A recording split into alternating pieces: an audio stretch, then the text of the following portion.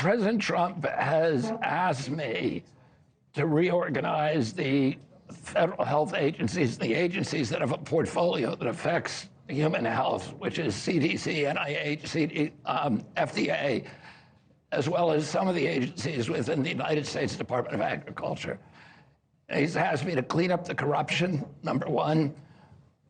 Number two, end the conflicts of interest, return those agencies to their rich tradition of gold standard, empirically based, evidence-based science, evidence-based medicine, and to end the chronic disease epidemic in this country. And he's asked me specifically to measurably reduce chronic disease in our children within 2 years. So let's deal with concerns about you and then concerns about him. The concern about you. There are people who will say you are an extremist and that they are concerned about what you would do with that kind of power in government. What do you say to people, whether it's about the vaccines or what they believe about you personally, that they have concerns about you, what you would do with that power?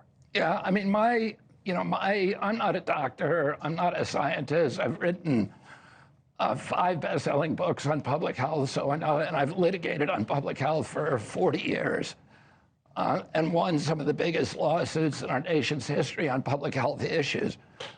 My job is to really, what I have an expertise in is addressing corruption. I've sued almost all of these agencies. I've sued FDA, CDC, NIH, FCC, the USDA, almost all these agencies.